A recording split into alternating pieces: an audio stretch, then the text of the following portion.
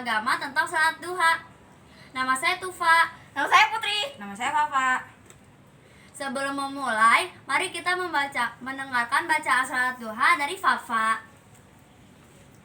Bismillahirrahmanirrahim. Wadduha wallaili idza saja ma wadda'aka rabbuka wa ma qala walal akhiratu khairul laka minal ula wala sawfa yu'tika rabbuka fatardo alam yajidaka yatima fa'awa wa wajadaka dolan fahada wa wajadaka ila fa'adna fa'ammal yatima fala taqhar wa ammasa ila fala tanha wa amma bini mati rabbika fahaddis. Artinya, demi waktu matahari sepenggalahan naik dan demi malam apabila telah sunyi, Tuhanmu tiada meninggalkan kamu dan tiada pula membenci kepadamu, dan sesungguhnya akhir itu lebih baik bagimu daripada permulaan, dan kelak Tuhanmu pasti membersihkan karunia-Nya kepadamu, lalu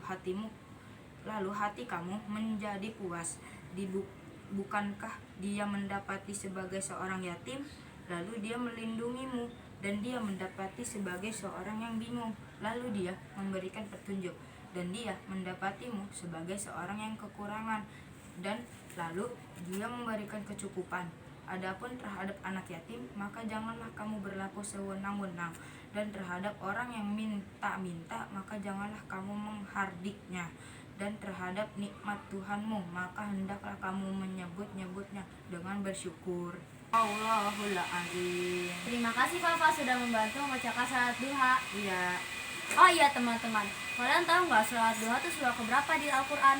Surah ke-93 di dalam Al-Quran. Oh, kamu tahu nggak tuh termasuk surat apakah dia? Surat Ad-Duha. Makkiyah. Oh. Dan Putri, di manakah surat Ad-Duha diturunkan? Kak, Ya. Lalu terdiri dari berapa ayat kah surat Ad-Duha, Put? sebelah saya. Nah, diambil dari ayat berapakah arti surat Ad-Duha tuh, Pak? Ayat pertama surat duha itu berarti waktu pagi atau bisa disebut juga waktu duha. Pada suatu masa, wahyu kepada Nabi Muhammad SAW terhenti. Kenapa itu terjadi? Kayaknya aku nggak tahu deh, Put. Ganti pertanyaan aja. Coba ganti Allah pertanyaan. menurut surat Ad-Duha sebagai Allah menurunkan surat Ad-Duha sebagai Penghibur untuk Nabi Muhammad yang ditinggal wahyunya, dalam surah ini Allah meneruskan bahwa dia tidak pernah meninggalkan Nabi Muhammad. Aku mau tanya dong, waktu itu kan Nabi Muhammad kehilangan wahyunya. Kan di situ posisinya ada orang Quraisy. Apa yang dilakukan orang Quraisy sih? Istrinya Abu Lahab berkata bahwa Nabi Muhammad telah ditinggal Tuhannya dan diasingkan oleh Tuhannya. Oh, kira hikmah dari surat Ad-Duha apa aja ya? Kalian ada yang tahu gak? Aku kayak tidak boleh kita menghina anak yatim, juga menghina orang miskin. Setiap kebaikan, setiap keburukan akan digantikan oleh kebahagiaan. Allah selalu menyertai dan tidak pernah meninggalkan hambanya. Allah akan membalas setiap kebaikan yang dilakukan hambanya. Oke, pasti kalau ada hikmah ada nilainya dong. Ada yang tahu gak nilai-nilainya? Syukur, selalu berterima kasih kepada Allah SWT. Peduli sosial, menolong sesama, terutama anak yatim dan fakir miskin. Percaya diri dan sabar, tetap tegar menghadapi ujian hidup. Optimis, yakin bahwa masa depan akan lebih baik. Oke. Pokok-pokok kandungannya apa ya teman-teman? Aku tahu. Pokok-pokok kandungan surat Ad-Duha adalah Allah tidak pernah meninggalkan Nabi Muhammad. Kehidupan akhirat lebih baik daripada kehidupan dunia. Nabi Muhammad akan mendapatkan balasan yang lebih besar dari Allah. Allah mengingatkan bahwa Nabi Muhammad pernah dalam susah, lalu Allah menolong dan membimbingnya. Perintah untuk menghardik anak yatim dan berbuat baik kepada orang miskin, perintah bersyukur nikmat Allah.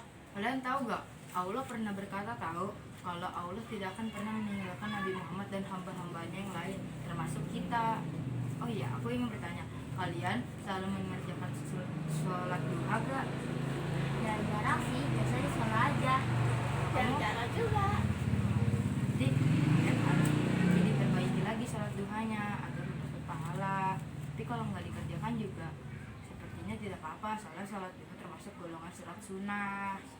Duha ini mengandung pesan ketenangan dan motivasi dari Allah Subhanahu wa taala kepada Nabi Muhammad SAW. Oh, Kita juga nggak boleh loh ngikuti sikap Ummu Jamil yang suka menghina orang lain tanpa mencari sebabnya dahulu. iya betul. Kita memang tidak boleh menghina orang, apalagi kita menghina agama lain. Kita sebagai manusia dan warga Indonesia harus melakukan toleransi.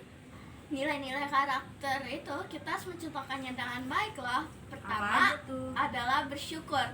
Bersyukur kepada nikmat yang diberikan Allah kepada kita. Oh iya teman-teman, kita juga nggak boleh loh menghadik anak yatim. Malahan kita harus membantu dan menolong dia yang kesusahan. Oh iya Fafa, kamu termasuk golongan anak yatim ya? Iya, aku termasuk golongan yatim. Makanya kalian tidak boleh menghardik aku karena itu akan mendapatkan dosa dari Allah Subhanahu wa taala. Untuk anak yatim di luar sana, kalian jangan merasa tersingkir atau sedih ya, karena semua orang pasti memiliki kekurangannya masing-masing. Nah, mari kita melanjutkan penjelasan surat Ad-Duha kita ya tadi ya teman-teman. Percaya diri dan sabar. Kita harus tetap tegar dan menjalani hidup kita tanpa menjatuhkan orang lain. Oh iya, dan untuk yakin, kita harus yakin kepada masa depan yang akan datang. Di masa ini kita harus berbuat yang sebagus-bagusnya agar di masa depan akan menjadi sesuatu yang baik dan juga berguna.